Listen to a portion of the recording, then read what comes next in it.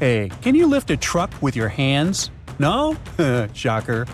But let me introduce you to nature's original strongman, the ocean, which casually tossed 700-ton boulders around like they were pebbles during a mega tsunami that hit Africa thousands of years ago. This wasn't just a bad day at the beach. This mega tsunami was so powerful, it made the 2004 Indonesian and 2011 Japanese tsunamis look like kiddie pool splashes. Now, to give you an idea of how terrifying regular tsunamis already are, the Japan tsunami produced waves 133 feet tall. The Indian Ocean tsunami was slightly smaller, but it took over 200,000 lives across many countries. Now imagine something way worse. You see, for a long time, scientists thought waves that big were just science fiction.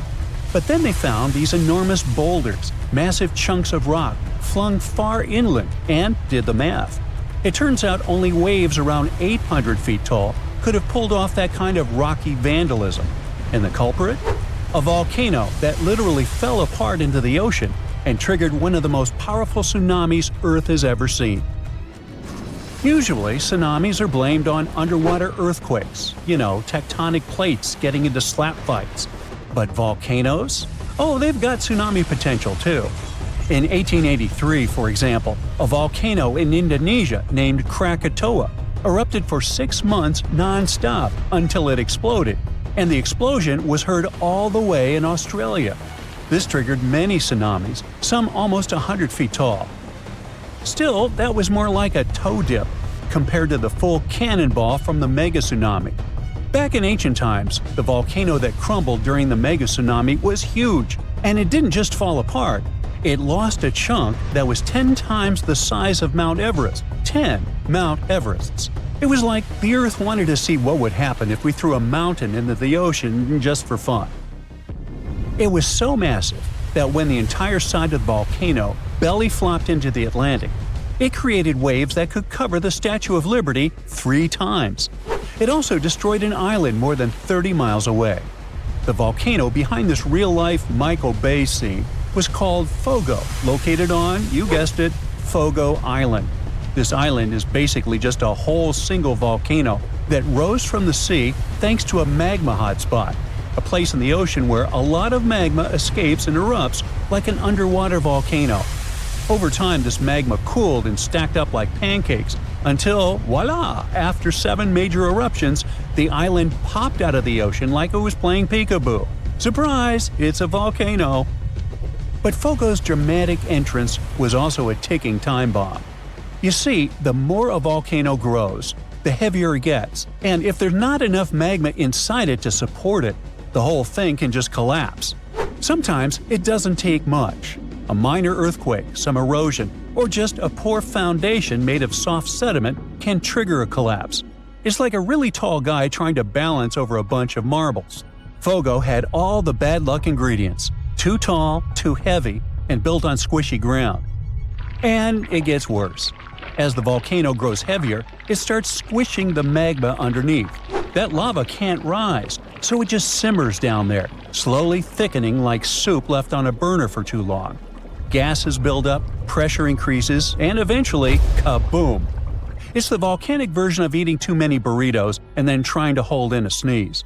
This massive pressure and imbalance can trigger what's called a flank collapse, which is science speak for oops, half the volcano just fell into the ocean. That's what happened with Fogo. Most of the volcanic islands that form this way are long gone, but Fogo is still very much alive and kicking. In fact, it last erupted in 2014, and considering that it goes off every 20 years, maybe don't travel to Fogo Island in around 2034. For the longest time, scientists believe only big, bulky volcanic islands could collapse like this. But new research says that even smaller, skinnier guys, like the Danny DeVitos of the island world, aren't safe either. The thing is that small volcanic islands only seem stable because of their small mass. It's like Danny DeVito and Arnold Schwarzenegger both slipping on the ice. Arnie's fall might cause more chaos, but Danny can still go flying. And those little collapses? Yes, they matter. Take Santa Maria, a tiny island that's about 170 times smaller than Hawaii. It has collapsed multiple times, not because it wanted to, but because it's basically standing on soggy breadcrumbs. Its foundation is loose marine sediment, and to make things worse, it's sitting right next to the East Azores Fault, where 3 tectonic plates meet up for daily slap fights. This fault is responsible for many earthquakes and even some tsunamis that happened in Lisbon in the past, so you can imagine what it's like living right above it. Every time the volcano in Santa Maria erupts and grows, it also sinks. But when a chunk collapses, it bounces back up like a buoy.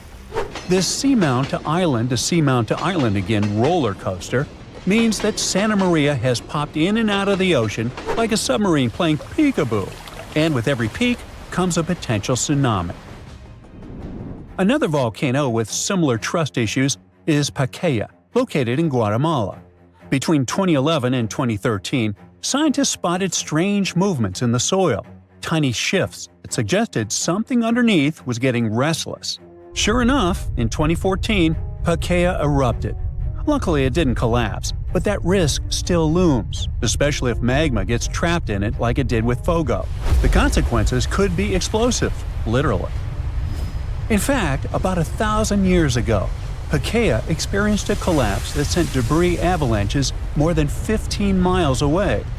Since then, it's rebuilt itself like a fiery phoenix, but it could still crumble again. That's why volcanologists obsess over the tiniest wobbles. It's not paranoia if the mountain really might fall. Now you might be thinking here, okay, but that was the past. Surely that kind of ridiculous mega tsunami collapse can't happen again, right? Well, welcome to the 21st century. Islands like Hawaii, La Palma in Spain, and various parts of the Caribbean are sitting on the same kind of geological whoopee cushions. All it takes is the right combo: loose foundation, steep slopes, maybe some trapped magma, and boom, flank collapse. In fact, it's already happened recently. In 2018, Anak Krakatau, the volcanic baby of the infamous Krakatoa, lost a big chunk of itself during an eruption. It caused a tsunami, but it was more awkward than devastating, like a volcano losing its pants on stage. Embarrassing, but survivable. But that's just amateur hour compared to history's real showstoppers.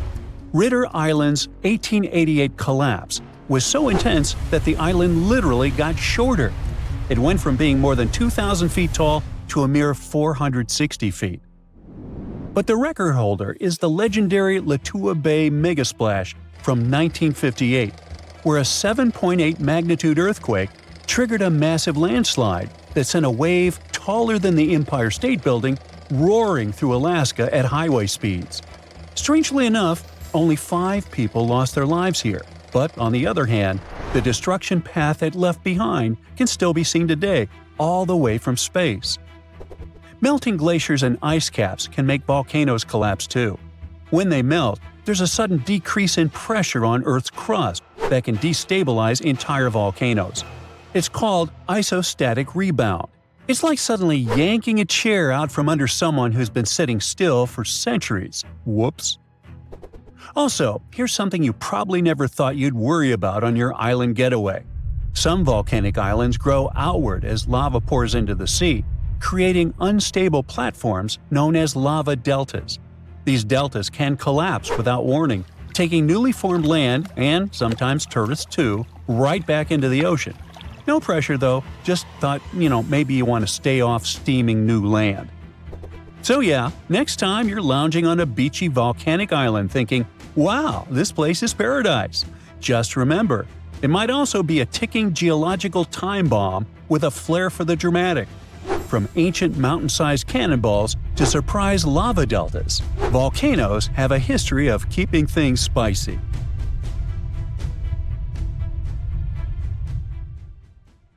Okay, it's pop quiz time. What's the strongest river in the world? The Amazon? Pfft, rookie guess. No, really. The mightiest river isn't on land at all. It's underwater, and it's called the Antarctic Circumpolar Current, or ACC for friends.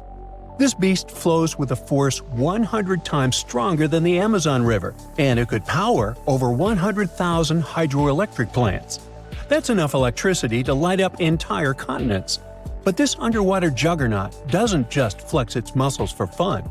It's the planet's ultimate multitasker. The ACC is Earth's thermostat, carbon vacuum, climate stabilizer, and oceanic superhighway all rolled into one. But here's the not-so-fun part. Scientists have spotted a serious red flag. The ACC is slowing down. And not just by a little bit. We're talking up to 20% weaker by 2050. If this trend continues, we're looking at climate chaos that could make your worst Monday feel like a day at the spa. So, maybe time to panic a little? Well, hold on. So what is the ACC anyways? To learn more about it, we need to dive deep into the ocean, figuratively.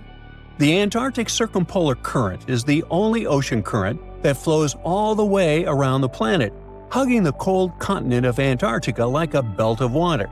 Unlike other currents that get tripped up by continents, the ACC has a clear racetrack, nothing but open ocean, so it flows uninterrupted through the Drake Passage between South America and Antarctica. It moves an astonishing 3.6 billion cubic feet of water per second. That's so much water we couldn't find anything to compare it to, sorry. The ACC is driven by ferocious westerly winds, moving eastward to connect the Atlantic, Pacific, and Indian Oceans into one continuous supercurrent. It also plunges into abyssal depths, connecting shallow, intermediate, and deep waters into one giant, swirling blender of oceanic energy. Now, to put it simply, maybe too late for that, but I'll try, the ACC is the glue that is keeping all of our planet together. It plays a starring role in the thermohaline circulation, or global conveyor belt, if you don't want to sound lame. This is the system that redistributes heat, carbon, and nutrients around the globe. To make it all work, the ACC pushes nutrient-rich deep water to the surface in a process called upwelling, feeding plankton, krill, whales, and eventually sushi on your plate. That means if you love seafood or care about ocean food chains at all, you should really start paying attention. Without this nutrient cycling, marine life from the bottom to the top of the food web suffers. Now, here's the cool part. While it's busy playing waiter to the sea, the ACC is also doing our laundry. Well, sort of. It absorbs massive amounts of carbon dioxide from the atmosphere and stores it in the deep ocean, locking it away for centuries. Think of it like Earth's giant carbon vault, no password required. It also helps regulate the weather. Without the ACC pushing heat around the globe, Western Europe would be 50 degrees colder. That means Paris would feel like Siberia, and Londoners would have to trade their umbrellas for snowshoes. The current helps maintain the temperature balance between the hemispheres, stabilizing wind patterns, rainfall, and ocean temperatures around the world. Even hurricane patterns could change because warm ocean surfaces are a key ingredient for cyclone formation. Mess with the currents, and you might be dialing up stronger, weirder storms. So, why is it slowing down? Well, of course, the answer is humans. You know those ice caps that are melting? Well, in Antarctica, where our friend the ACC lives, there's so much ice that if all of it melted, the Earth would rise more than 200 feet. That's taller than Cinderella's castle. What's worse, 60% of all the fresh water in the world is frozen in that ice. While that much water melting is already terrifying, it's the freshness of the water that really messes things up. You see, the ACC relies on the Southern Ocean's cold, salty water to be dense and heavy so it can sink, which helps power the current forward like a chain reaction. But when fresh water from melting glaciers pours into the ocean, it dilutes the saltiness. That makes the water less dense, so it stops sinking properly. Without that sink and flush mechanism, the ACC can't maintain its powerful flow. It's like trying to flush a toilet with no gravity. As this continues, fresh water flows north, altering the ocean's density structure and counteracting the effects of ocean warming, which normally would speed the current up. Instead, the ACC slows down. A weaker ACC means less upwelling, so fewer nutrients reach the surface. This could devastate Antarctic marine ecosystems, reducing biodiversity, collapsing fisheries, and threatening species like penguins, whales, and krill. It also opens the door in Antarctica to invasive species, like the southern bull kelp, which could throw entire food chains into chaos. Krill alone are the main food source for whales, seals, penguins, and fish. So when krill populations crash, the whole system begins to wobble like a house of cards in a hurricane. And then there's the feedback loop from hell. As the ACC weakens, more warm water can sneak southward, reaching Antarctica and melting the ice even faster. That melting will dump more fresh water into the ocean, which will weaken the current even more, which will melt more ice, and you get the idea. It's a vicious cycle. Worse still, warm waters underneath ice shelves can cause them to break apart from below, meaning the melting accelerates even when surface temperatures seem stable. Globally, the effects would ripple far and wide. Monsoons in India could become erratic, rainfall in the Amazon could drop, and agriculture from Africa to Asia could suffer. Sea levels along the east coast of North America could surge, and global weather patterns could spin into confusion. Even the Southern Ocean's ability to support commercial fisheries, like Chile's lucrative salmon industry, could decline as nutrients fail to reach the surface. And let's not forget, without a strong ACC, the ocean's ability to absorb carbon and excess heat plummets. That means that more CO2 and heat will stay in the atmosphere, making our lives even more miserable. It's like turning off Earth's air conditioner while cranking up the furnace, and burning down the pantry while you're at it. Of course, this isn't the first time things went south with the ocean currents. Before humans started heating up the planet, Earth went through a deep freeze called the Little Ice Age, and it wasn't just about colder winters. This icy chapter may have kicked off when ocean currents in the North Atlantic started acting weird. And it wasn't so long ago. This Little Ice Age had a peak in 1850, literally yesterday. Scientists believe that melting glaciers and massive exports of Arctic sea ice flooded the ocean with fresh water. That fresh water messed with the ocean's usual saltiness and density, weakening powerful systems like the AMOC, short for Atlantic Meridional Overturning Circulation. That's a mouthful. It's another crucial piece of the global conveyor belt puzzle. As these currents slowed down, less warm water reached the north, sea ice spread farther, and temperatures dropped even more. And here's the spooky part. Records from seashells near Iceland show that this shift didn't happen all at once. It came in two waves, like the planet was struggling to stay stable before tipping into a colder world. And because the AMOC is also part of the crazy life support system of planet Earth, everything is connected. Both systems are influenced by temperature, salinity, and the sinking of cold water. When the ACC slows, it can alter the balance of deep water formation and mixing, potentially weakening the AMOC too. That's a domino effect you really don't want to see. In fact, some models suggest that if both the ACC and AMOC are pushed past their tipping points, the result could be centuries of unstable climate conditions, way beyond anything modern agriculture or infrastructure is built to handle.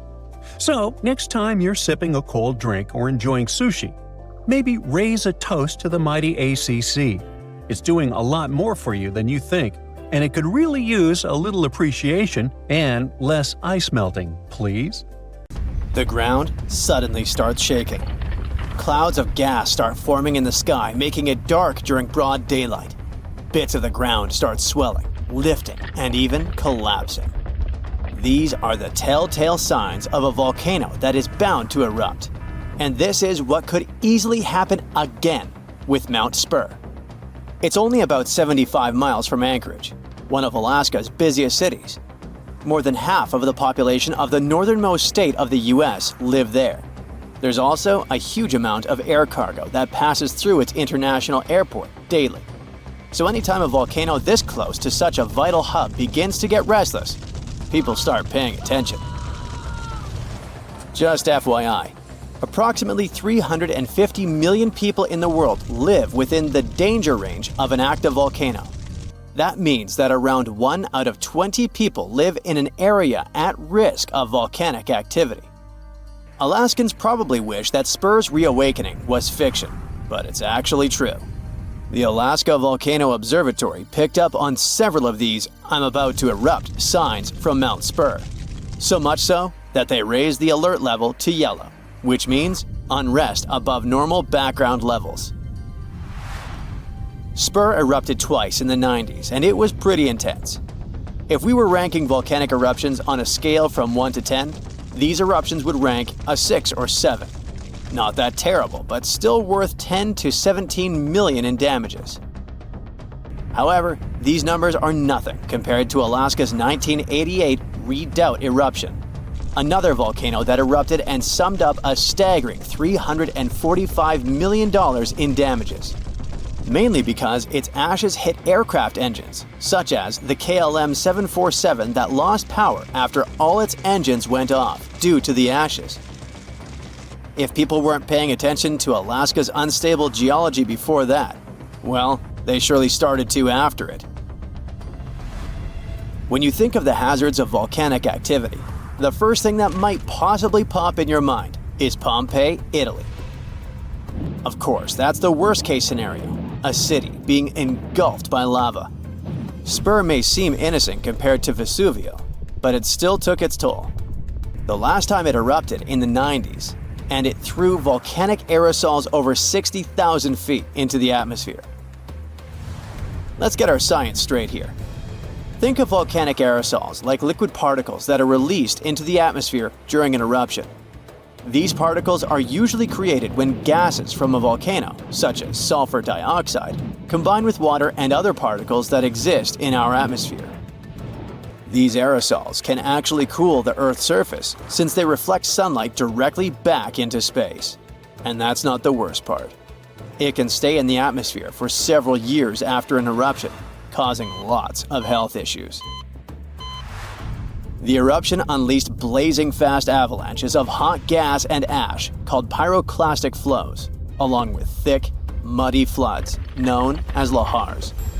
Oh, and there were also the massive volcanic boulders. These rock chunks were huge, some over 3 feet long, and they blasted out from the volcano like nature's cannonballs, landing more than 6 miles away.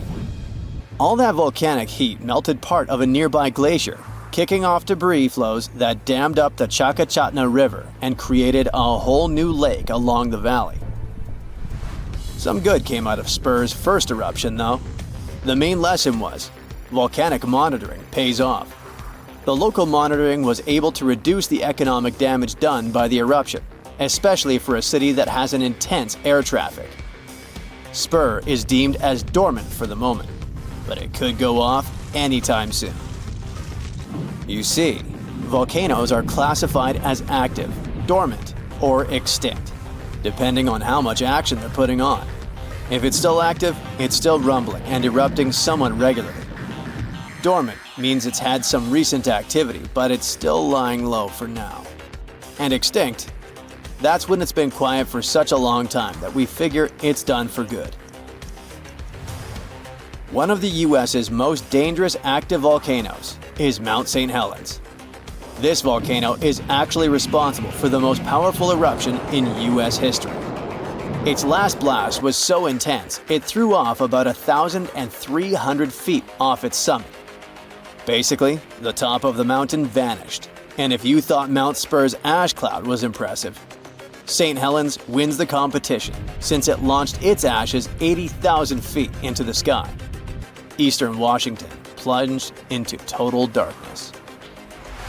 But it wasn't just that. In a matter of 3 minutes, the eruption hurled 3.7 billion cubic yards of blazing rock and dust, enough to fill 1 million Olympic-sized pools across 230 square miles of lush forest. Actually, the earthquakes that anticipated the eruption started weeks before May 18, 1980. A ground shake of magnitude 5.0 went off, triggering a landslide on one side of the volcano. By the end of the official eruption date, 57 people had lost their lives. Nearly 7,000 big-game animals like deer and elk were wiped out, and millions of birds laid scattered on the burnt earth. Researchers don't think St. Helens will blow at the same magnitude again anytime soon, but they're keeping an eye on it, because this volcano is not exactly finished. By the way, the word volcano comes from the Roman name Vulcan, which was the Roman deity of fire. And they often happen at the meeting point of tectonic plates, which are the pieces of the Earth's surface that fit together like a jigsaw puzzle. The so-called Ring of Fire, located in the Pacific Ocean, is the world's danger zone when it comes to volcanoes.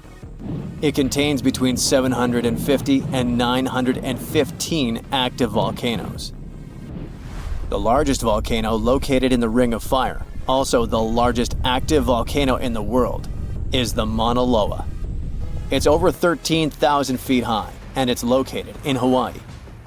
Researchers say that Mauna Loa has been erupting for at least 700,000 years. Its most recent eruption began on the 27th of November 2022, and it lasted until December 13th. It's been quiet since the 80s until it decided to wake up again. Thanks to constant monitoring by the Hawaiian Volcano Observatory, it didn't cause any casualties when it last erupted. Scientists have been investing big time on volcanic monitoring, not only to reduce economic hazards, but also to save lives. The most recent attempt has been to drill into volcanoes. Recently, a group of scientists went all the way to Iceland in one of the world's volcanic hotspots. There are around 33 active volcanoes in Iceland alone, but the one that is the most interesting to them the most is the Krafla volcano. The Krafla has erupted around 30 times in the last 1,000 years, and its most recent eruption was in the mid-1980s. The project, named Krafla Magma Testbed, or KMT for short, is hoping to advance the understanding of how magma behaves underground. The main advantage of this drilling research is predicting the risk of eruptions, but it can also help to push geothermal energy forward. I mean, can you imagine having electricity that is run by the limitless source of volcano power? The KMT team will begin drilling holes deep into volcanic ground in 2027. They're aiming at reaching over a mile into the ground. After all, it's different to monitor lava activity when it's on the surface than when it is still below ground. This will allow researchers to listen to the pulse of the Earth, according to them. They're saying this research is as revolutionary as the first time man went to the moon. Oh, and speaking of that, I was shocked to discover that volcanoes exist all throughout the solar system. Yep, other planets and moons have volcanoes too. The largest volcano in our solar system is Olympus Mons on Mars. It's a shield volcano, much like the ones that make up the Hawaiian Islands. It's about 370 miles wide. If we transported it all the way back to Earth, it would almost occupy all of Poland. Yikes.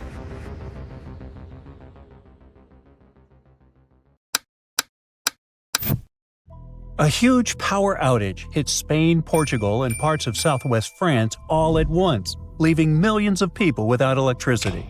It happened on Monday morning, April 28, 2025, and caused lots of problems. Airports couldn't function, trains stopped in places like Lisbon and Madrid, and some hospitals had to cancel surgeries because they had no power. Everything just came to a stop.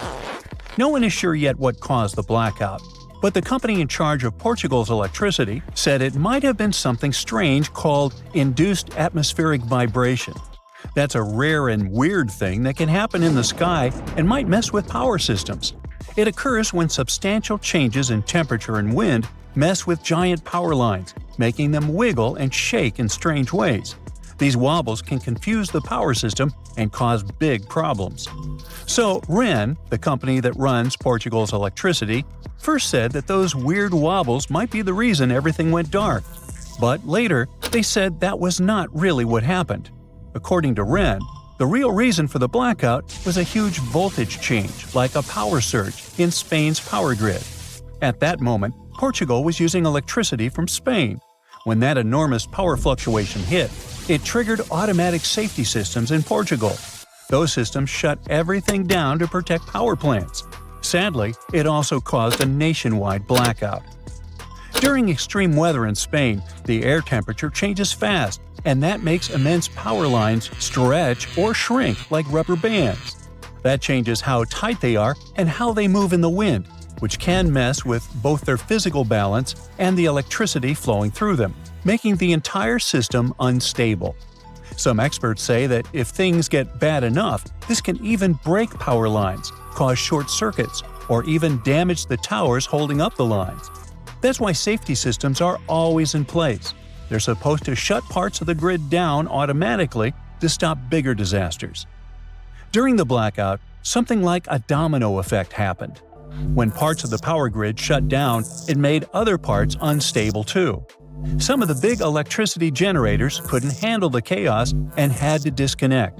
And when you suddenly lose those big generators, the power system can't keep up. It's something like too many people needing electricity, but not enough of it being made. It can cause even more blackouts to spread fast. Nobody knows exactly what started the blackout. Some people wondered if it might have been a cyber attack, like someone messing with the system on purpose through computers. But officials from Spain and the European Commission said that there was no proof of that. Spain's electricity company made it clear. Cyber attack? Nope, that's not the problem. Still, one big reason so many places were hit is because Europe's power grids are all connected like one big web. Usually, that's a good thing, since if one country has a problem, another can help by sharing electricity. At the same time, everything has to stay super balanced. The amount of electricity being made must match how many people are using it. If even one part gets knocked out, it can mess things up for other parts nearby, especially if they were depending on it.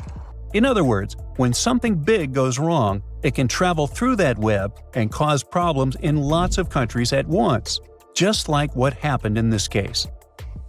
And it's not the first time this kind of thing has happened. Back in 2003, most of Italy had no power for 12 hours because of a problem with an electricity line connected to Switzerland. In 2006, overloading of lines coupled with low temperatures caused too much power to surge through Germany's grid, which ended up knocking out power in many parts of Europe. Anyway, speaking of the recent blackout, by Tuesday morning, things started getting better. Most of the lights came back on across the Iberian Peninsula. That's Portugal and Spain. All of Portugal had power again, and 99% of Spain did too. Now, the people in charge are trying to figure out exactly what went wrong and how to make sure it never happens again. So yeah, power grids are awesome when they work. When things go wrong, they can go really wrong. Now, let's travel back into the past, to the year 2012. Long time ago, huh? That's when India had one of the biggest blackouts in history. More than 600 million people lost electricity. That's like half the country or the entire population of Europe. This huge mess happened when 3 enormous power grids all broke down at once. Yep, those very grids that move electricity around. So when they fail, the lights go out everywhere. Because of this, entire cities just stopped working. Trains couldn't move, water pumps stopped, traffic lights went dark, and people were stuck all over the place. In Delhi, the capital city, the metro shut down, and passengers had to be helped off the trains. Without traffic lights, the roads turned into giant traffic jams.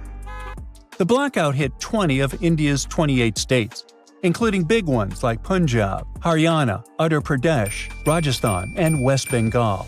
In West Bengal, around 200 miners got stuck underground because the elevator stopped working. Luckily, they were all rescued safely.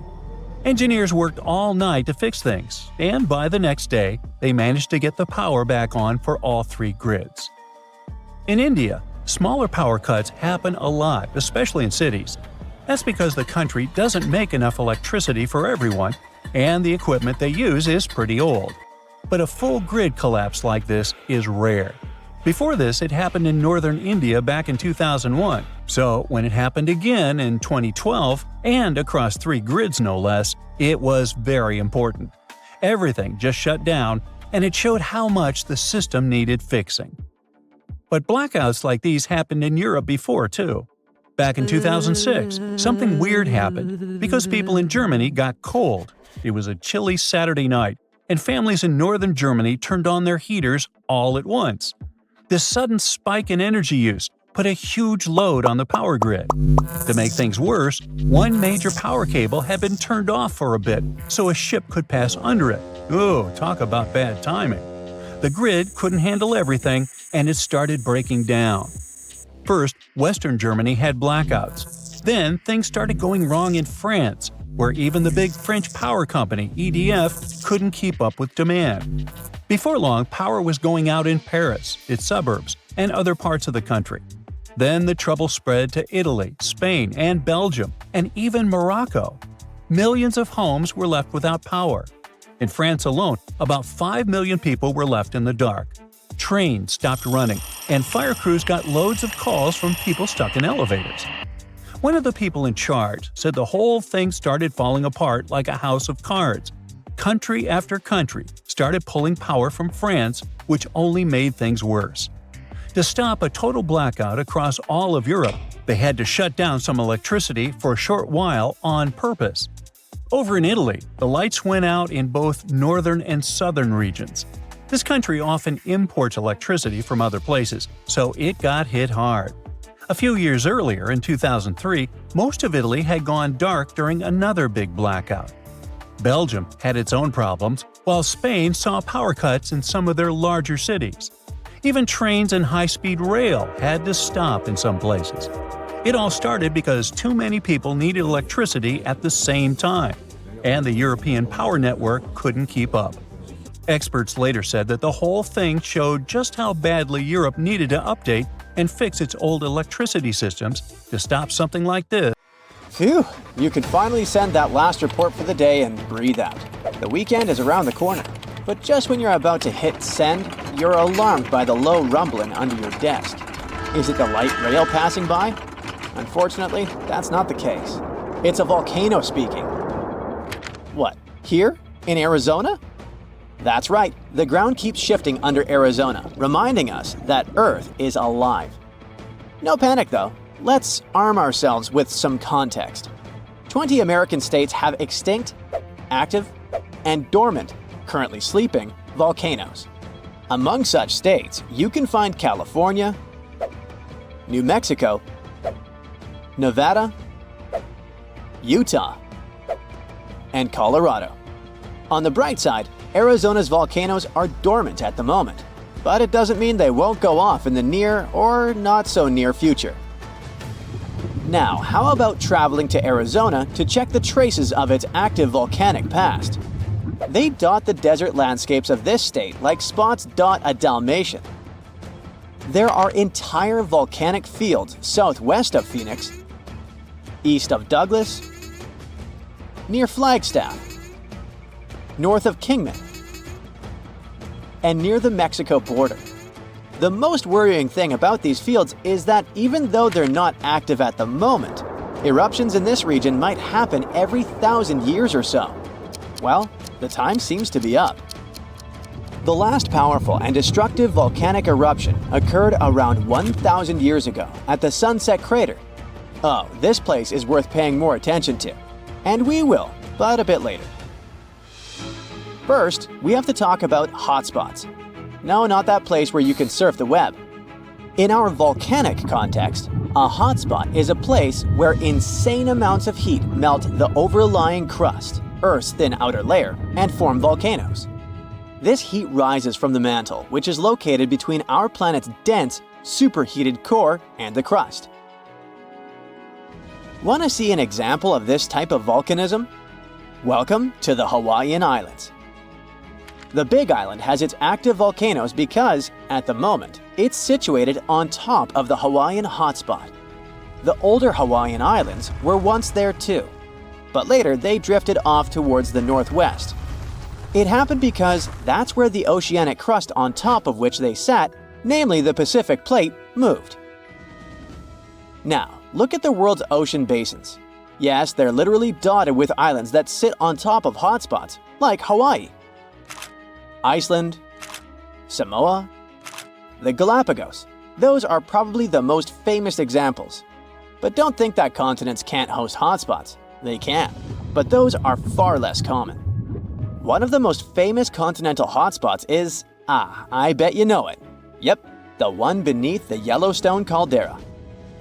By the way, the caldera is a vast volcanic crater, especially one formed as a result of a massive eruption that led to the collapse of the mouth of a volcano. The Yellowstone hotspot is basically the creator of Old Faithful and the rest of the hot springs and mud pots for which the national park is famous. Speaking of Old Faithful, let's make a small detour and pay more attention to this wonder of nature. It's one of the most well-known geysers in the world. People have been coming from all over the globe to see it for more than a century. The cool thing about this geyser is that the likes of it can only form under very specific conditions. That's why they're pretty rare. Magma under the surface superheats pockets of underground water. The pressure there keeps growing until it eventually pushes the water upward with immense strength. A certain volcanic rock with a high silica content lines the tunnel through which this water escapes. Basically, it creates a unique pipe that can withstand unbelievable pressure and heat created by the water erupting above the ground. Old Faithful was the very first named geyser in Yellowstone. If you come to visit it expecting the thing to erupt every hour on the hour, you're gonna be disappointed. On average, Old Faithful erupts every 91 minutes or so, which isn't that bad either. Plus, you can download a special app which will provide you with the approximate time of the next eruption. But be very careful while visiting and stay away from the site. The water erupting from the powerful geyser reaches 204 degrees Fahrenheit. The steam is even more scorching, up to 350 degrees Fahrenheit. It's hot enough to bake a cake. But let's get back to our volcanic hotspots. Scientists still don't clearly understand why there aren't many hotspot volcanoes on continental crust. One reason might be that the continental crust is much thicker than the oceanic crust, which is about 4 times as thick on average.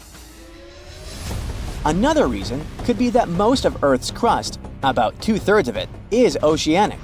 This means that there's less continental crust for hotspots to form under. Now, I bet those of you living in Arizona will appreciate the following info. We'll talk about a volcanic field right in the heart of this state, the San Francisco Volcanic Field. That's a massive area filled with over 600 volcanoes. Yes, they're mostly small, but it doesn't make them any less impressive. They're scattered across 1,800 square miles in northern Arizona, a giant territory. Interestingly, scientists are still debating about whether this volcanic field is actually sitting on top of a hotspot. But one thing they agree upon, the volcanoes in this area get younger as you move east. And this pattern matches up with the North American plate moving west over what could be a stationary hotspot beneath the surface of our planet. Cool, huh? The volcanic hullabaloo in that area started around 6 million years ago. So, in geological terms, it's relatively young. As for the most recent eruption, it happened less than 1,000 years ago. The Sunset Crater, which I mentioned before, the one near Flagstaff, is the most famous vent from that eruption. The Sinagua people had to leave their homes at Wupatki Pueblo because of the eruption. That site is now part of the Wupatki National Monument. There, you can see how people lived in this volcanic region many years ago. If you go to explore this area, you'll notice that most of the volcanoes there are basalt cinder cones, small and steep. The Colorado Plateau has quite dry weather conditions. That's why the volcanoes haven't worn down much. Some of the best examples of those cones, like this one, called the SP crater, still look like they appeared yesterday. But look around. It's not just cinder cones. The San Francisco Volcanic Field also has a stratovolcano, as well as some lava domes that formed from volcanic rocks with more silica than basalt you can find in places like Hawaii. It means they're thicker and don't flow as easily. Anyway, the stratovolcano is going to be one of the most epic sights you'll come across while exploring this volcanic field. Well, not the stratovolcano itself, but the San Francisco peaks, the remains of that giant formation. They stand tall at more than 12,600 feet. That's 4.5 Burj Khalifas placed on top of one another. It makes the peaks some of the biggest landmarks in northern Arizona.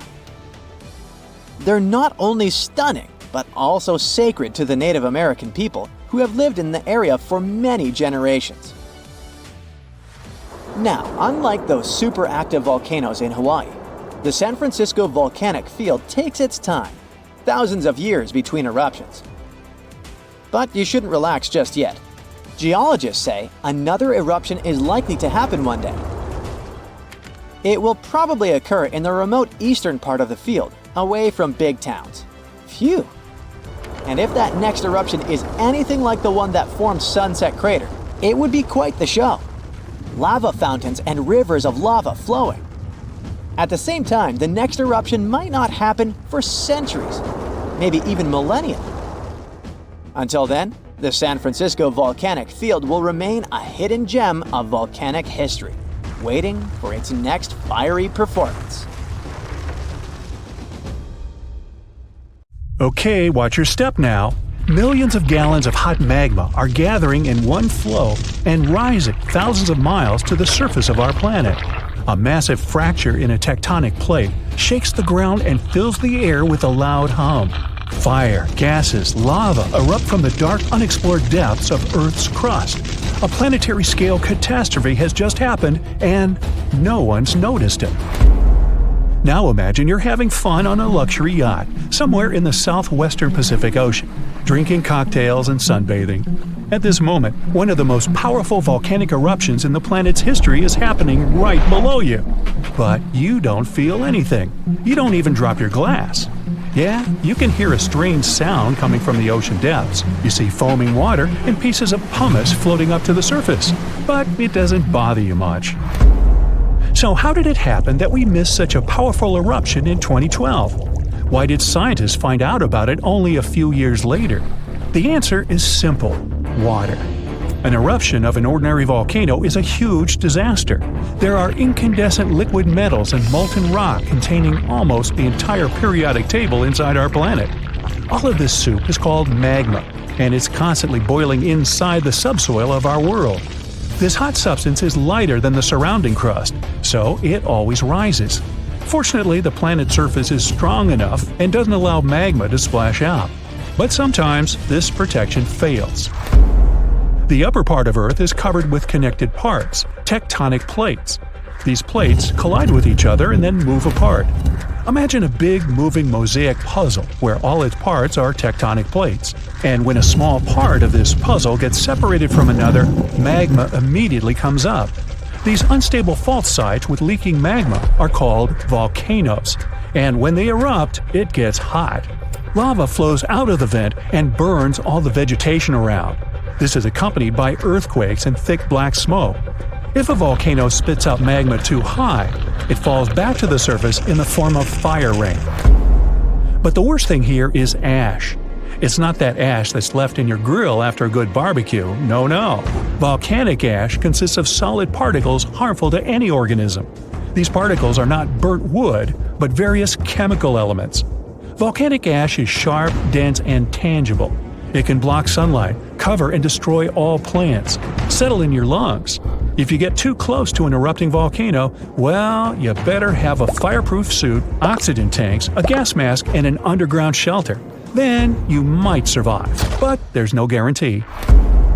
At the same time, if an eruption occurs underwater, you don't need to worry about it. Of course, if you're not a marine biologist studying coral reefs nearby, or if you don't travel past that area in a submarine. In that case, boy, you're in trouble. When an underwater volcano erupts, this shakes a colossal area, heats the water, destroys the seabed. But almost nothing happens at the surface. The enormous pressure of millions of gallons of water suppresses the destructive power of the volcano. Molten rocks shooting out of Earth's crust get pressed against the seabed. Yeah, a submarine swimming by would be thrown off course and might collide with solidified lava. Fortunately, no such cases have ever been recorded, but it can easily become a reality because underwater eruptions happen pretty often. More than 70% of all volcanic activity occurs underwater, and almost no one notices it. In most cases, these volcanoes immediately fall asleep after they erupt and never wake up again. But in 2012, something happened, and scientists couldn't ignore it. Big pieces of pumice, the size of a van, began floating up in the southeastern Pacific Ocean. These rocks covered about 154 square miles. There were thousands of them. They look like a group of unknown floating mini-islands. Volcanic stones were scattered in the ocean over the area twice as large as New Zealand. Scientists determined the full scale of the disaster with the help of deep-sea sonar devices.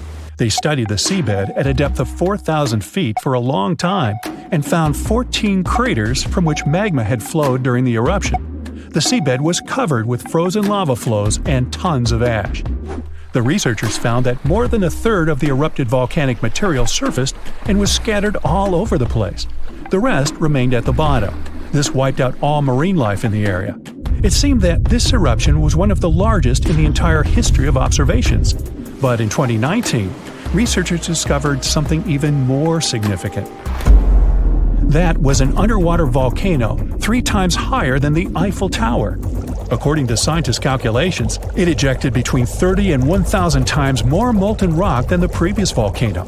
This monster had been feeding from the world's deepest magma reservoir we know about. Seismic activity here was so devastating that it destroyed everything around. Fortunately, not for long. After any eruption, life reappears like a phoenix rises from the ashes. And it's not just a figure of speech. Volcanic ash and lava around the volcano contain many useful mineral elements. All of them nourish the soil and help microorganisms develop on land and in the water. For this reason, there's usually so much vegetation, flowers, and trees around volcanoes. And underwater volcanoes can eventually form islands. This is a long process that ends with the appearance of a massive piece of land above the water surface. To understand how this happens, you need to go back millions of years. So, let's go. See this underwater volcano? There are sea dinosaurs, giant sharks, and ancient fish swimming around. Now, the seabed starts shaking. The volcano releases tons of magma and ash. The water pressure immediately pushes all this stuff back to the bottom.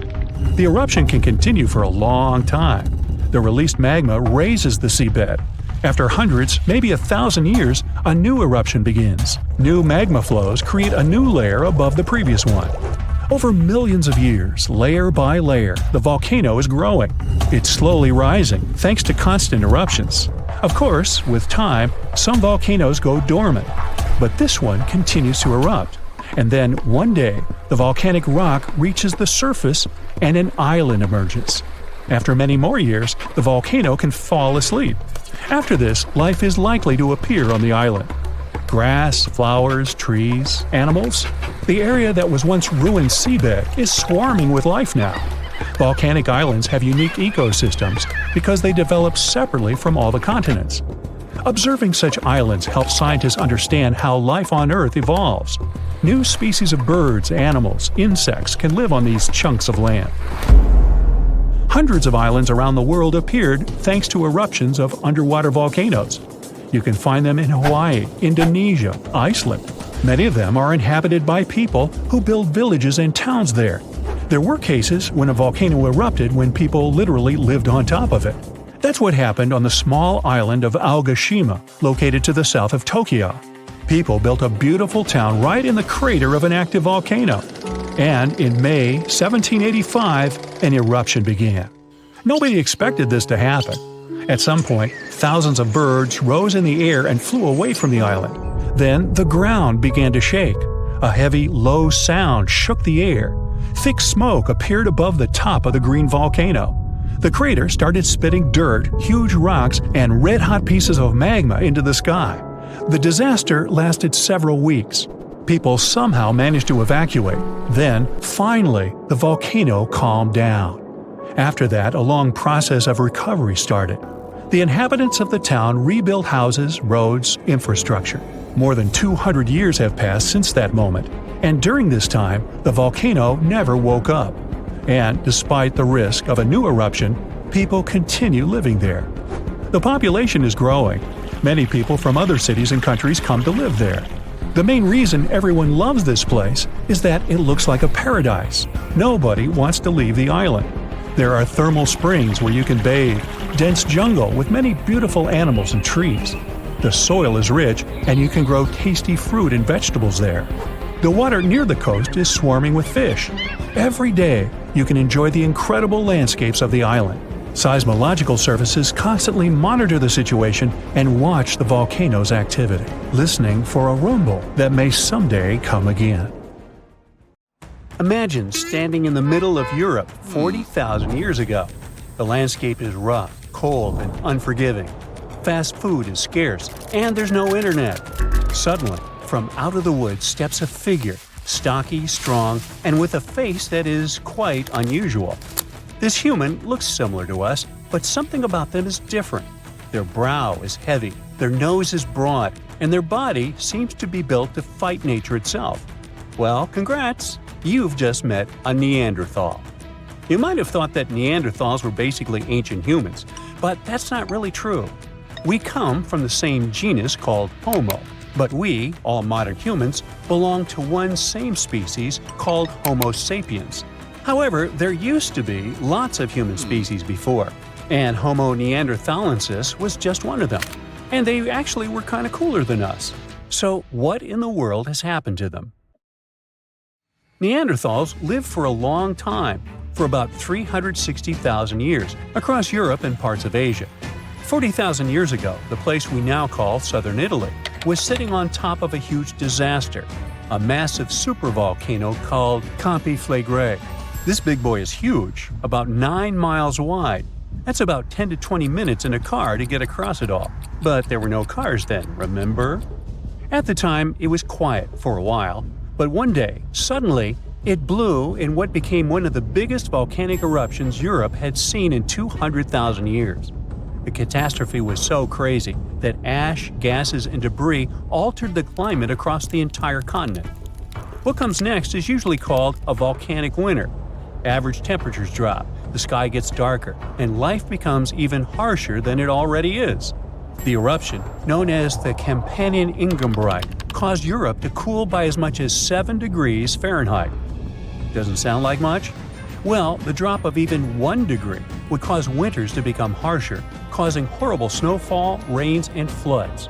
Crops would struggle to grow, leading to food shortages. The weather would go wild, too, with storms and droughts. Hey, kind of like now. Except multiply this by 7. Events like these caused some huge chaos in modern times. You can imagine what it did to the Neanderthals. But in reality, a simple volcanic eruption shouldn't destroy an entire species, right? Well, yes. The truth is, the Neanderthals were already hanging by a thread back then, and all because of us. They've been in a tough spot for a while. They lived in places that are now parts of Europe, Western Asia, and the Middle East. Modern humans, us Homo sapiens, entered Europe and were giving them some serious competition for food and shelter. Homo sapiens were sneaky dudes, better at finding food, easily adapting to different environments, and using more advanced tools. We were pushing Neanderthals out, trying to get the same resources. We literally made their extinction a slow and very unpleasant process. So, while the volcano definitely made things worse, it wasn't their only problem, and they didn't completely disappear after the eruption. Some of them hung on in isolated places, like Gibraltar, for another 12,000 years. That's because it's likely most of the severe cooling actually happened farther east, away from where the Neanderthals were trying to survive, and it didn't hit their homes as hard as we thought. In fact, the eruption may have even helped them, at least for a while. Some scientists say that the volcanic fallout might have slowed down modern humans' expansion into Neanderthal territory and gave the poor fellas a little more time to survive. So, the Campi Flegrei eruption was a nasty event, but it only delayed the inevitable. Campi Flegrei is a wild card. It's also known as the Fields of Fire. The air itself there is thick with legend. The Greeks and Romans believed this volcano was the gateway to the underworld. Even an ancient Roman poet, Virgil, mentioned this in his famous story, the Aeneid. The hero Aeneas must descend into the underworld, and this place is exactly where he starts.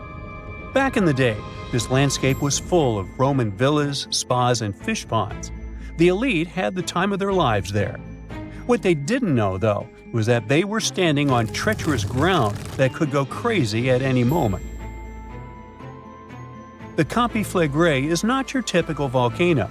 You'd imagine a single towering peak, but the landscape looks deceivingly calm, with small features popping up here and there.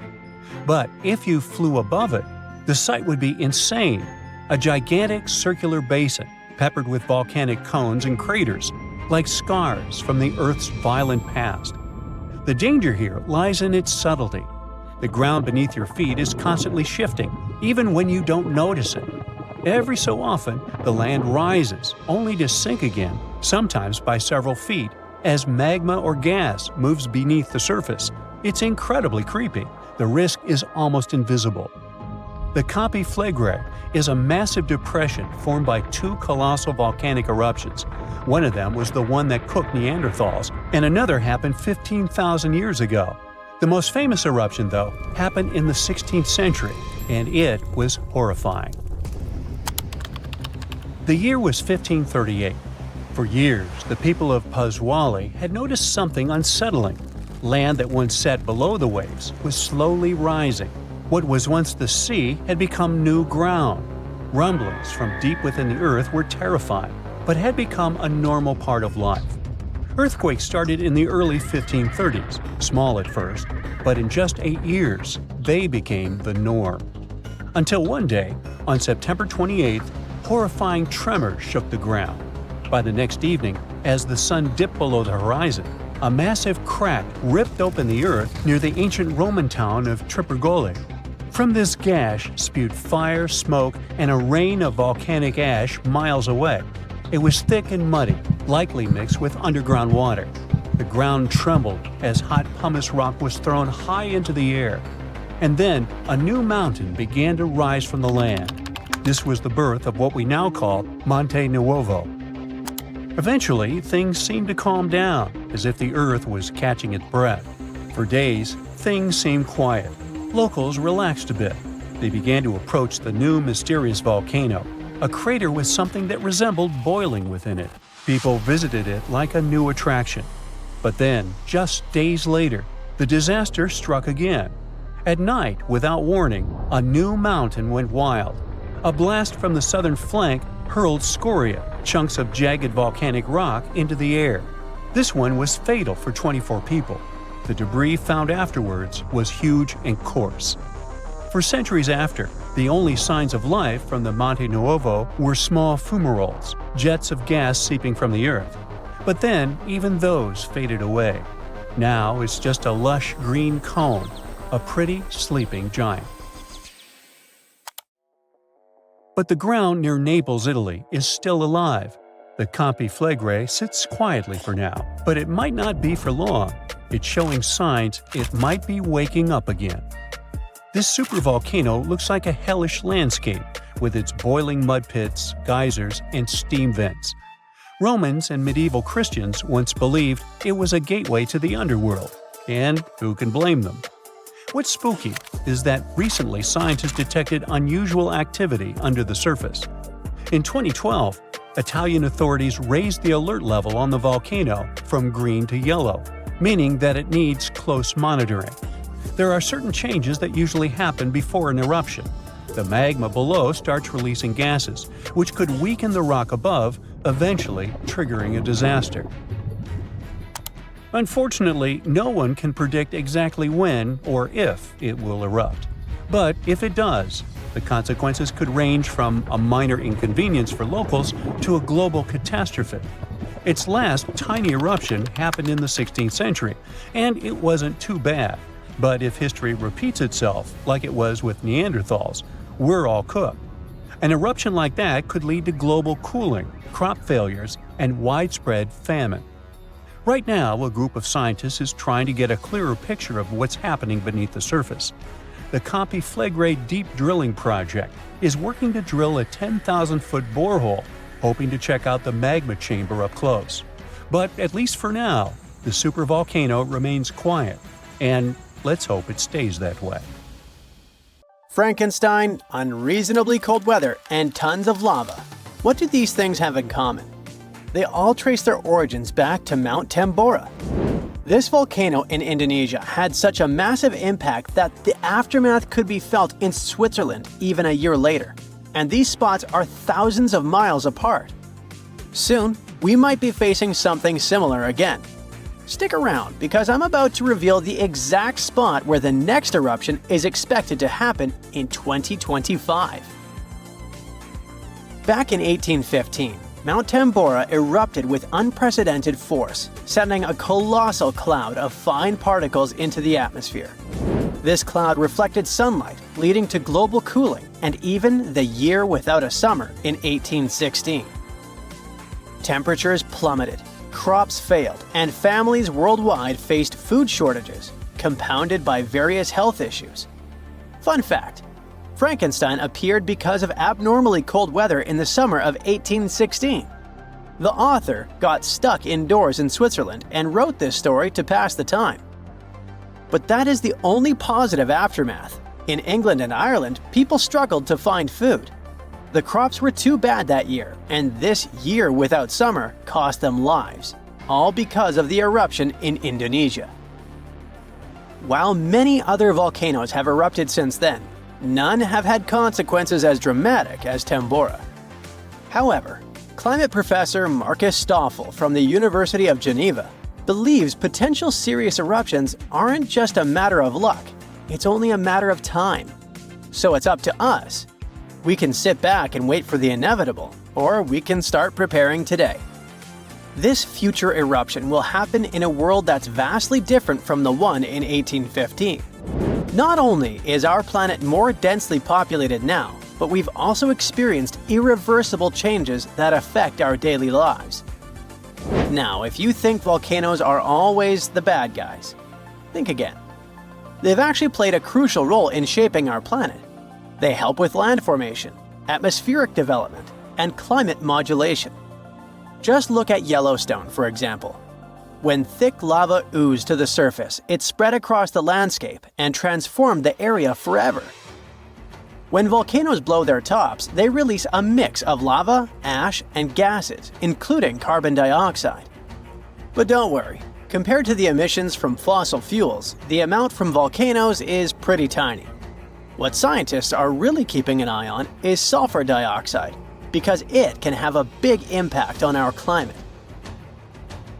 When a major volcanic eruption happens, it can send sulfur dioxide soaring into the stratosphere, which is about 7 miles up in the atmosphere. Once there, it transforms into tiny aerosol particles that scatter sunlight, helping to cool the planet. This cooling effect isn't immediate though. Those particles can hang around for a couple of years and even circulate all around the globe. Nowadays, we've got special equipment to monitor sulfur dioxide emissions from space. Take Mount Pinatubo in the Philippines. During its eruption in 1991, it released around 15 million tons of sulfur dioxide. Now, while that's a lot, it wasn't quite as massive as the eruption of Tambora. Still, Pinatubo managed to lower global temperatures by about 0.5 degrees Celsius for several years. Tambora, on the other hand, dropped average global temperatures by about 1 degree Fahrenheit. I know what you might be thinking. That's not much, but trust me, it makes a difference. If the planet warms up by just 1 degree Fahrenheit, it could really mess with sea levels. Experts think we might see a rise of up to 8 inches by the end of this century. This could wipe out a lot of farmland and coastal habitats, which would be a huge blow to many communities. So maybe a volcano eruption that can cool off the planet is like a natural mechanism helping us out? Not exactly. While it does cool the planet off, don't get tricked into thinking it's the kind of coolness our planet needs. Such temperature shifts can severely mess up with the crops, like they did in 1816.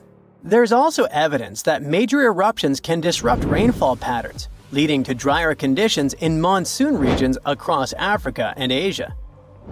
You see, the summer monsoon relies on the temperature difference between land and ocean, which can be altered by volcanic activity. Interestingly, a warmer climate may enhance the cooling effects of volcanic eruptions. Experts explain that the formation and movement of aerosol particles depend on climate conditions. As global temperatures rise, faster air circulation can lead to smaller aerosol particles, which are more effective at scattering sunlight and thereby intensifying the cooling effect. Oceans also contribute to this dynamic.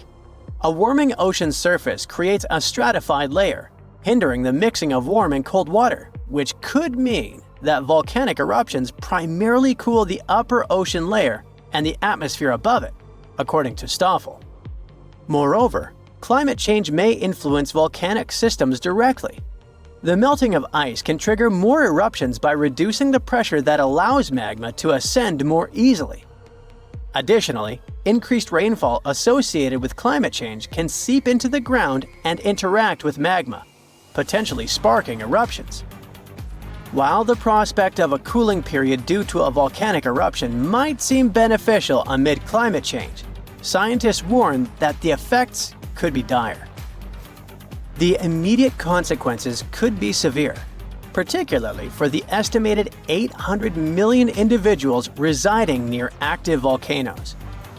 A major eruption could devastate entire cities. For example, Campi Flegrei, located near Naples, Italy, is showing signs of increased activity and threatens the lives of about 1 million people. Now, if you're from Oregon, beware, as experts say this state might experience volcano eruptions. Are you scared? Don't be. It's actually not as scary as it seems. Let me explain why. There are more than 80 volcanoes in Oregon, but we're not interested in a single one of them because it's an underwater volcano that is likely to erupt in 2025. Axial Seamount is the most active volcano in the Pacific Northwest, yet it remains largely unknown to the public due to its location approximately 300 miles offshore and nearly a mile beneath the ocean's surface. While its upcoming eruption is expected to pose no threat of a tsunami or significant land-based earthquakes because of its depth and distance from the Cascadia Fault, the data gathered from studying its eruptions can enhance our monitoring of potentially more hazardous volcanoes. Let's call it a friendly eruption, shall we? In reality, predicting eruptions is a complex endeavor. We often encounter alarming headlines, such as, "Yellowstone is about to erupt." Should we take these claims seriously? Not really. Yes, Yellowstone sits atop an active supervolcano that has experienced 3 major explosive eruptions in the past 2.1 million years. The last eruption occurred approximately 70,000 years ago, with the most significant explosion taking place around 631,000 years ago, forming the massive Yellowstone caldera. Naturally, many people are curious about whether Yellowstone will erupt again and when that might happen. Fortunately, scientists are employing new techniques to delve into these questions. A recent study suggests that Yellowstone is unlikely to experience another major eruption anytime soon. The reason is that the magma beneath the park is divided into a network of separate chambers. While there is a substantial amount of magma present, it's not sufficiently interconnected to support an eruption. Previous studies proposed that the existence of a massive layer of magma beneath Yellowstone, but these latest findings change that notion. To gain a clearer understanding of the subterranean dynamics, researchers utilized a technique called magnetotellurics, which employs Earth's natural electromagnetic fields rather than seismic waves. Since magma is a good conductor of electricity, this method is particularly effective for mapping molten rock and comprehending underground activity in volcanically active regions. By using magnetotellurics, scientists created a detailed map of the magma under Yellowstone, enabling them to make more informed predictions about future eruptions. But what will happen if an eruption similar to Mount Tambora occurs? By and large, there will be huge climate chaos. Yeah, the best scientists are looking for the solution should it really happen, but they don't have it yet. So technically, we're not ready for the second Mount Tambora. But for now, we're pretty much safe. No major eruptions are predicted. Whew! The last time this volcano erupted was about 500 years ago, but recently, small tremors have grown really frequent, to such an extent that scientists have been recording more than 1,000 a month. I'm talking about the Campi Flegrei supervolcano in Italy.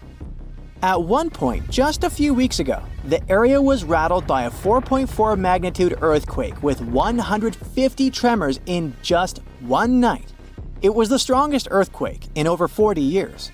A lot of locals spent the night in their cars, but in the morning, the shakes were followed by another earthquake, a bit weaker with a magnitude of 3.6. So, is Italy in danger?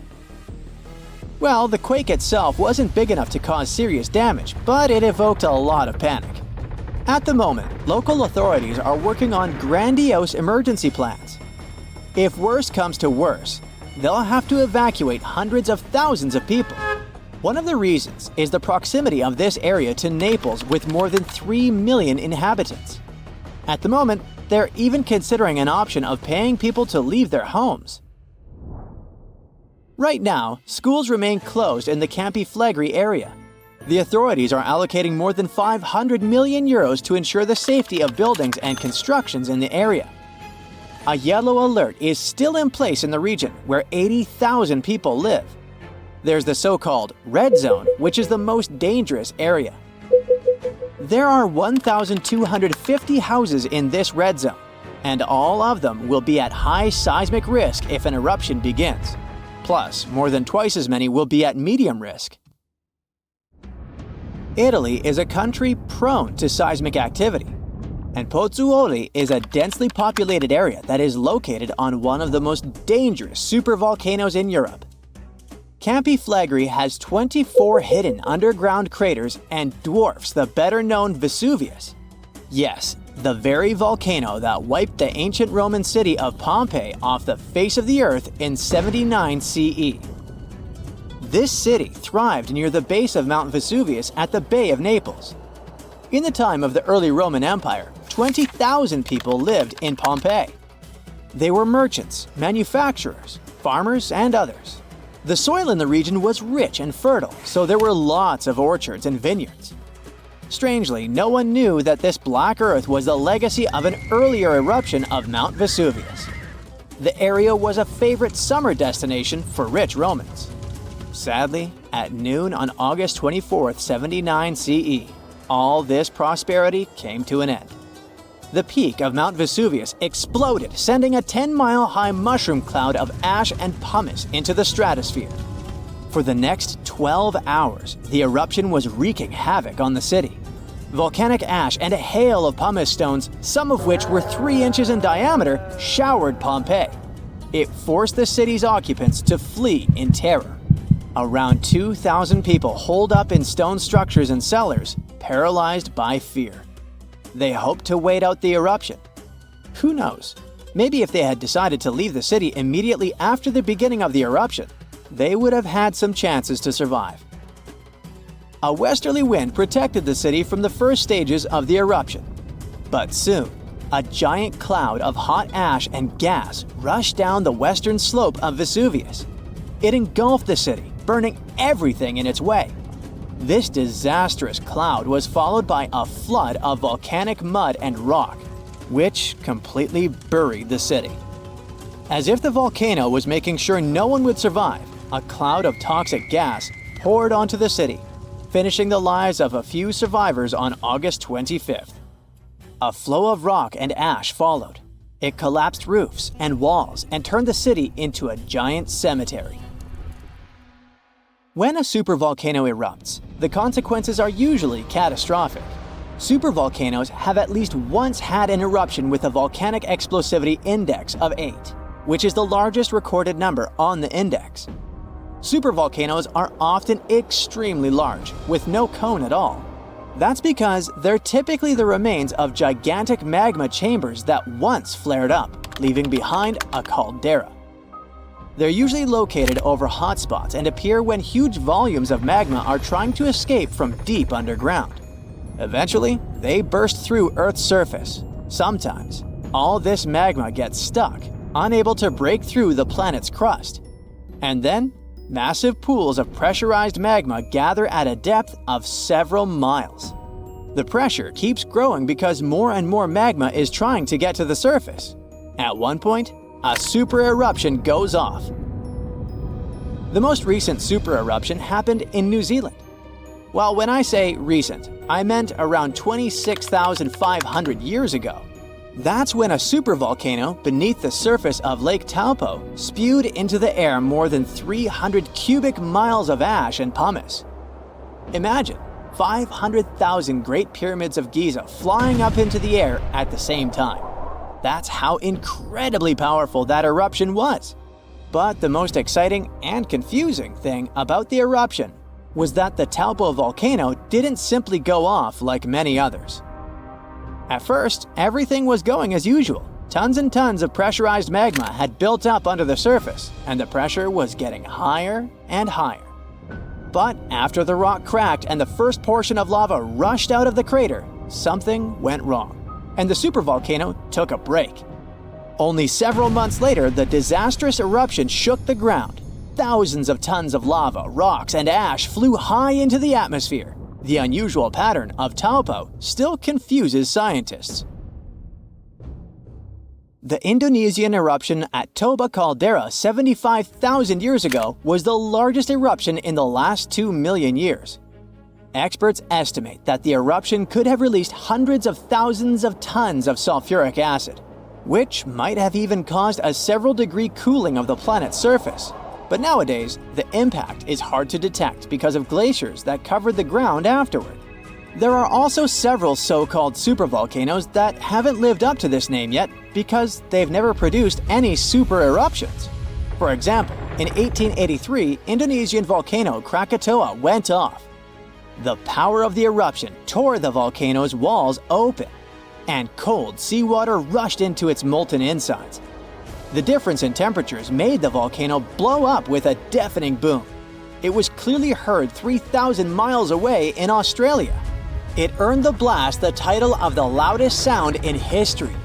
But even though the consequences of this event were truly catastrophic, it still turned out not powerful enough to be called a super eruption. It only had a volcanic explosivity index of 6. Then, there's also Mauna Loa.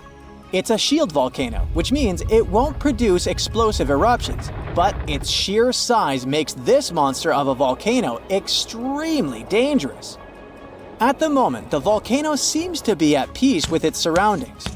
Research equipment doesn't show any signs of activity on Mauna Loa, but if Mauna Loa did suddenly erupt, lava flows could reach the ocean and the most populated and touristy places like Captain Cook very fast, in a matter of hours. The last time the volcano erupted, lava got as far as the outskirts of Hilo on the other side of the island. That's where the University of Hawaii is located. Luckily, people had a few weeks' warning to get ready for the disaster. Over its recorded history, Mauna Loa has been erupting pretty regularly, almost every 6 years. On the bright side, big island volcanoes including Mauna Loa aren't really very volatile. That's because they're shield volcanoes. These volcanoes got such a name because they aren't really very high and resemble a warrior's shield placed flat on the ground. Shield volcanoes are formed by very fluid lava. It travels way farther and forms much thinner flows than the lava erupted from a stratovolcano, which is conically shaped and tall, like the infamous Krakatoa in Indonesia. So, if Mauna Loa erupts, there probably won't be ash clouds or tons of debris. The most dangerous thing will be lava. Since Mauna Loa is a shield volcano, its lava is extremely fluid and voluminous, which allows it to flow far and fast. When we think of active volcanoes, one region comes to mind: the Ring of Fire in the Pacific Ocean. 3/4 of Earth's volcanoes sit within this belt. Compare the area to Australia, which doesn't have any volcanic activity. The old continent of Europe is also calm, or at least we like to think so. Can you guess what the most active volcano in Europe is? If you thought of Mount Etna on the island of Sicily in Italy, you were right. The volcano has erupted about 200 times and has been far from sleeping in recent decades. The last time this happened was in August 2023. The highest mountain in the Mediterranean is 500 million years old. But in Iceland, there is a much younger volcano. It sprang into action on the 10th of July 2023. In the afternoon, 3 fissures appeared in the ground on a peninsula in the southwest of the island. This was at a base of a small mountain peak. Its name means little ram in the local language. The volcano spewed molten lava high into the air. There were also gas plumes in the area. But the scientific community wasn't surprised by the event. They already knew about the volcanic area that stretches between the cities of Reykjavik and Keflavik. Its name is hard to pronounce. Hey, I want to buy a vowel. It had already erupted during the previous 2 summers. This activity came after 8 centuries of dormancy. In the days leading up to the latest eruption, seismologists, the scientists who study earthquakes, recorded over 12,000 tremors. When the ground opened up in July, the fissures were over 1.5 miles long. The following morning, 2 of them closed. All the lava was now coming out of the last fissure. It grew into an elongated cone, the simplest shape of volcano we are all familiar with. The lava soon filled a large crater. It grew almost 100 feet tall during the first week, and it is still growing. On the night when the eruption started, lava spread out in all directions. Its cinders set ablaze the dry moss in the vicinity. Local authorities closed off the surrounding area. There were toxic gases from the volcanoes and smoke from the burning moss. Firefighters flocked to the area. After a week, they proclaimed the area safe. Visitors soon came to witness the birth of Europe's youngest volcano. This form of tourism is quite developed in Iceland. People come from all over the world to watch active volcanoes. The land of fire and ice is home to more than 130 volcanoes. Some 30 of them are active. Now, I know what you're thinking right now. Is volcano tourism safe? In Iceland, it is. The country's authorities research and constantly monitor all of the hotspots. The island is dotted with several dozen seismic stations. These help researchers accurately predict future eruptions, and emergency services are accustomed to these sorts of events. They can quickly cordon off danger zones. This is what happened in 2010. A volcano in the south of the island, the name of which everyone struggled to pronounce, erupted. It spewed out a plume of steam and ash that was 7 miles high. This wasn't a fun time to be an air traveler. Winds carried the enormous plume southeast toward northern Europe. Many countries closed their airspace for several days for safety reasons. The volcano erupted in March, but the Earth was shaking from January the same year, so seismologists knew that an eruption was approaching. When it comes to the continent's youngest volcano, the tourist infrastructure is already there. Visitors can leave their cars at a designated parking lot. Then they go on a 5-hour-long trek. This leads to a viewing deck. Tourists are so close to the epicenter that they can feel the heat haze from the crater. The sight is the most impressive at nighttime. Safety is never a concern. Scientists regularly chart out hazard maps that outline the borders of lava fields. This way, visitors who stick by the rules are never in harm's way. More than a week after the eruption started, a section of the crater collapsed. Lava flowed downhill west of the volcano. This majestic smoldering hot river is slow-moving lava. Scientists categorize it as an AA type. The term is Hawaiian. It describes basaltic lava that has a rough and brittle surface. The flow is composed of broken lava blocks that are called clinkers. They fall off as the substance flows. This reveals red-hot areas. The cooler sections of lava are gray and black in color. When it moves forward, it produces a distinctive sound like shattering glass. Nearly a month after the eruption of the new volcano, we got aerial footage of an interesting phenomenon. A tornado formed directly over the lava flow. This occurs due to the high temperatures in the area. When the conditions are right, a column of heated air can easily turn into a mini tornado. Scientists observed a similar event happen during the 2018 eruption of Mount Kilauea in Hawaii. The lava fields of Europe's second-largest island tell the story of the creation of Iceland. It sits above the place where the North American and Eurasian plates meet each other. Tectonic plates are huge, rocky chunks of Earth's most outer layer. There are roughly 20 of them. They rest on a partially molten layer of rock. All the lava we see on the surface starts its journey here. You could say that these plates float on molten rock. Their boundaries are unstable. So, when two plates grind past each other, they release tremendous amounts of energy. The formation of volcanoes is one result. These are places where the molten rock travels upward to the surface. Iceland began to form some 60 million years ago. The tectonic plates under the ocean drifted apart. Enough lava piled up on the surface to create solid ground. This ancient rock is under the waves today. As new lava reaches the surface and cools down, it pushes the old rock away from the center of the island. That's why the oldest parts of Iceland aren't 60, but only 16 million years old. The country's active lava fields are young in geological terms. Some of them are under 1,000 years old. Scientists consider the island a hot spot for volcanoes, pun intended. Nearly a third of the basaltic lava that reaches the Earth's surface in recorded history came from Icelandic eruptions. Fissure swarms, like the ones before the 2023 eruption, cover 30% of the Nordic country. For this reason, only a quarter of the island is inhabited. Norse Vikings were the first people to settle in Iceland at the beginning of the 10th century. Nature threw them a loud welcoming party. Just a few years after their arrival, they witnessed one of the greatest volcanic eruptions in history. Vikings came from a region without volcanoes, so they had no clue as to what was going on. Today, Icelanders are used to such events. This is good because their homeland is entering a new era of volcanic activity. Volcanologists suspect that recent events are an introduction to decades of more frequent eruptions. The peninsula that is home to Earth's youngest volcano is just 17 miles southwest of Iceland's capital city. It's been dormant for a long time. Present-day eruptions there are a reminder that the natural processes that created Iceland are still ongoing. Recently, scientists discovered that there's a historical link between volcanic eruptions in the north of Europe and glaciers. Our planet went through at least 5 major ice ages.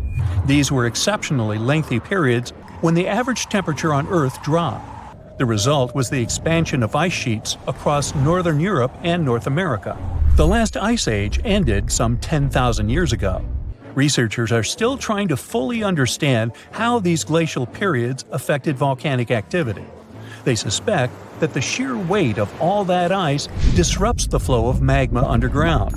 When glaciers retreat, the pressure is lifted. This makes it easier for lava to flow upward to the surface where it bursts.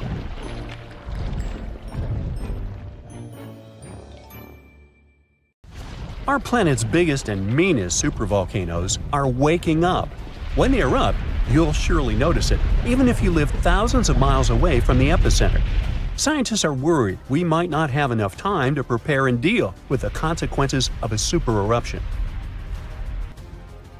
There's some volcanic activity close to the Italian city of Naples. And no, it has nothing to do with the famous Mount Vesuvius, but with another volcano. This one is harder to see as it doesn't have a tall peak like Vesuvius. But don't let this bad guy trick you.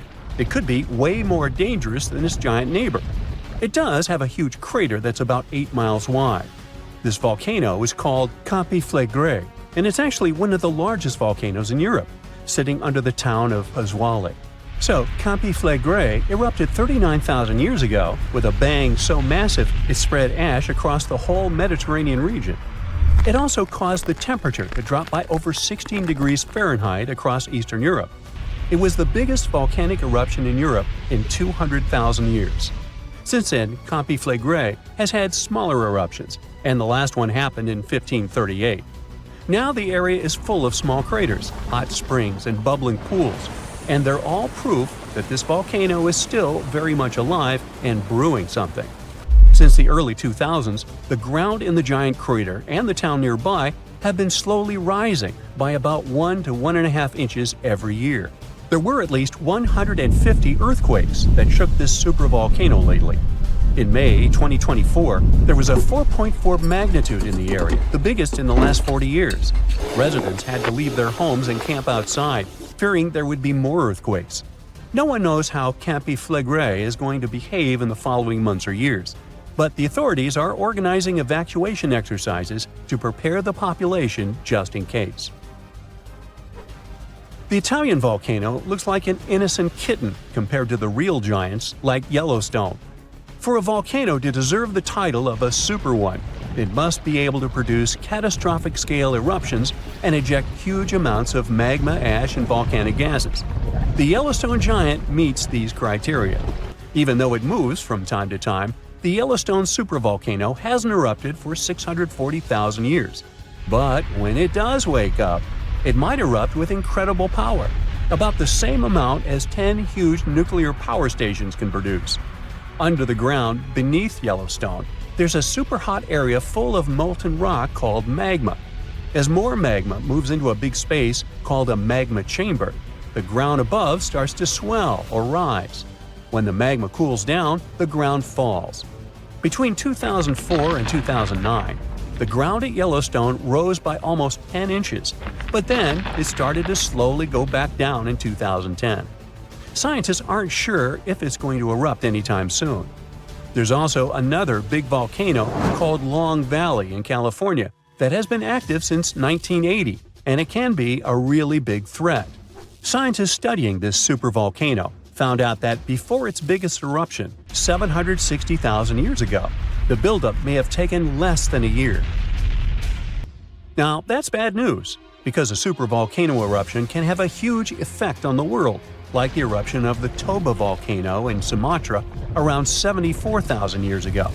It became the biggest volcanic eruption the Earth had seen in 28 million years. It covered parts of Indonesia, India, and the Indian Ocean with a thick layer of volcanic debris, almost like a 6-inch blanket. The amount of rock it spewed out was like stacking nearly 3 million Empire State Buildings. The giant crater it left behind can still be seen from space. All the ash and gases shot up into the air and blocked some of the sunlight. It caused a volcanic winter that lasted about 6 to 10 years. Some scientists think this eruption might have even affected early humans. Around the time Toba erupted, the human population took a sharp dip, and there were far fewer people. Some say this is why all modern humans come from a small group of survivors. According to the Toba catastrophe theory, most early humans in Europe and Asia didn't survive the cold and harsh climate after the eruption, but a lucky group lived through all that in Africa. Not all scientists agree with this idea, and some archaeological and climate records show a different story. Another volcano that changed the world in a big way was Mount Tambora in 1815. The next year went down in history as the year without a summer. It was cold and rainy, and there was snow and frost even in the middle of summer, especially in Europe and North America. This happened because the volcano sent out a lot of sulfur dioxide into the sky, which spread all over the world and made the planet colder. When Tambora erupted, it caused huge tsunamis that smashed homes and took the lives of around 10,000 people. Afterward, about 80,000 more people passed away because of the consequences the eruption had caused in the world. The cold weather ruined crops, so food became really expensive. And because horses were the main way people traveled, the cost of oats that they ate went way up too. Some people even think this led to the invention of the bicycle in 1817, as a new way to get around. The eruption made the Earth colder for about 3 years. Now, even though the Tambora eruption was so powerful, Krakatoa, another volcano in Indonesia, stole the show when it erupted in 1883. It was just easier to spread information about it through telegrams and photos. Its final blast was the loudest recorded sound in history, and people could hear it on 10% of the entire Earth's surface.